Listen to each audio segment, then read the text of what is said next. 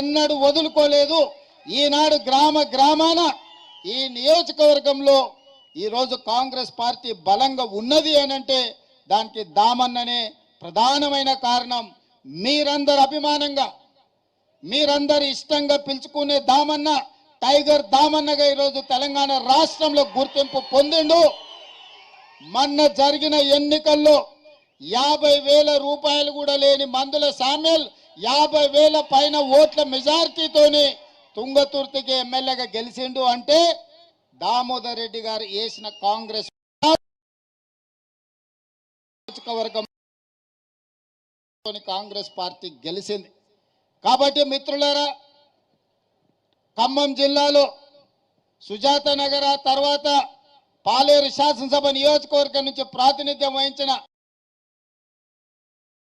అదే విధంగా ఈ ప్రాంతం నల్గొండ జిల్లాలో ప్రాతినిధ్యం వహించిన రామరెడ్డి దామోదర్ రెడ్డి గారు 2 జోడెద్దుల్లాగా కాంగ్రెస్ పార్టీ జెండాను మోసిన నాయకులు.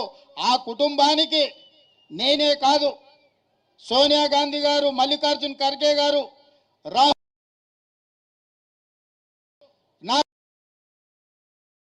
చెప్పండి, గాంధీ నిలబడతాం, మా సంతాపాన్ని తెలపండి అని చెప్పి శ్రీమతి సోనియా గాంధీ గారు, మల్లికార్జున్ ఖర్గే గారు, రాహుల్ గాంధీ గారు స్వయంగా నాకు చెప్పి వారి కుటుంబానికి పార్టీ అండగా నిలబడుతుంది, వాళ్ళను భవిష్యత్తు రాజకీయాలలో గాంధీ కుటుంబం కాపాడుకుంటుంది అని చెప్పే మాట మీ అందరికీ చెప్పాల్సిందిగా, మీ అందరికీ చేరవేయాల్సిందిగా గాంధీ కుటుంబం కాంగ్రెస్ పార్టీ అధ్యక్షుడు నాకు చెప్పిండు. చెప్పడమే కాదు, రాహుల్ గాంధీ గారు స్వయంగా సర్వోత్తం రెడ్డి గారికి లేఖ రాసిండు. దామోదర్ రెడ్డి గారు చచ్చిపోయిన సందర్భంగా సంతాపాన్ని తెలుపుతూ రాహుల్ గాంధీ గారు సర్వోత్తంకు లేఖ రాయడం జరిగింది. కాబట్టి మిత్రులారా, ఈ వేదిక మీద నుంచి 2 అంశాలలో స్పష్టంగా మీ ముందు ఉంచదలుచుకున్నాను. ఏఐసిసి ఆదేశాల ప్రకారం భవిష్యత్తులో ఏ అవకాశం వచ్చినా రాజకీయంగా రామరెడ్డి దామోదర్ రెడ్డి గారి కుటుంబాన్ని ఆదుకునే బాధ్యత కాంగ్రెస్ పార్టీ తీసుకుంటుంది. పెద్దలు హనుమంతరావు గారు, హనుమంతరావు గారు యూత్ కాంగ్రెస్ అధ్యక్షుడిగా ఉన్నప్పుడు నాకు తెలిసి దామన్న ఆనాడు కోశాధికారిగా ఉన్నాడు. యూత్ కాంగ్రెస్ అధ్యక్షుడిగా హనుమంతరావు గారు ఉన్నప్పుడు ఈరోజు వాళ్ళ అధ్యక్షుడు ఇంకా మన మధ్యలో బలంగా గట్టిగా బల్లగుద్ది వాదించే నాయకుడిగా కాంగ్రెస్ పార్టీలో విహెచ్ గారు ఉన్నారు. దామోదర్ రెడ్డి గారి కుటుంబానికి అవసరమైనప్పుడు హనుమంతన్న కూడా మనకు అండగా నిలబడతాడు. కాబట్టి మిత్రులారా, వారి కుటుంబానికి రాజకీయపరమైన అవకాశాలు గాంధీ కుటుంబం తప్పకుండా కల్పిస్తుంది. గాంధీ కుటుంబం ఇచ్చిన హామీని ఈ వేదిక మీద నుంచి మీకు అందరికీ నేను తెలియజేస్తున్నాను.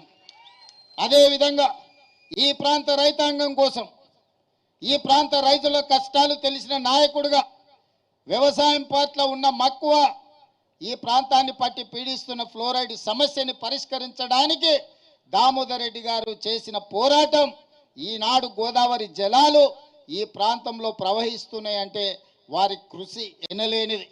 మిత్రులు వెంకటరెడ్డి గారు, పెద్దలు ఉత్తమ్ కుమార్ రెడ్డి గారు, సోదరుడు పొంగులేటి శ్రీనివాసరెడ్డి గారు, స్థానిక శాసనసభ్యుడు మందుల సామేల్ గారు, ఈ వేదిక మీద ఉన్న నాయకులు, నల్గొండ పార్లమెంట్ సభ్యులు రఘువీర్ గారు అందరూ సూచన చేసిండ్రు, విజ్ఞప్తి చేసిండ్రు.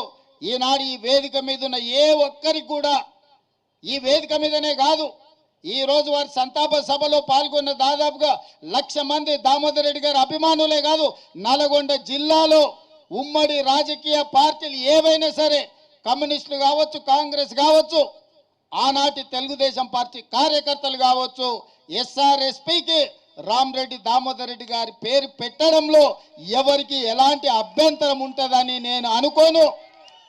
నిజంగా వారికి ఇది ఒక గుర్తింపు, వారికి నిజమైన నివాళి. ఎస్ఆర్ఎస్పీ 2కి ఆర్డీఆర్ ఎస్ఆర్ఎస్పీ 2 అని నామకరణం చేయడం వారికి నిజమైన నివాళి, వారి పోరాటానికి, వారి త్యాగాలకు గుర్తింపు. 24 గంటలు తిరిగే లోపల తప్పకుండా జీవోను ఇచ్చి రామరెడ్డి దామోదర్ రెడ్డి గారి యొక్క గౌరవాన్ని, వారి త్యాగాలని తెలంగాణ రాష్ట్ర ప్రభుత్వం గుర్తిస్తుంది. ఎప్పుడు ఏ సమయం వచ్చినా మొన్న ఆనాడు జరిగిన మునుగోడు ఉప ఎన్నికల్లో అభ్యర్థి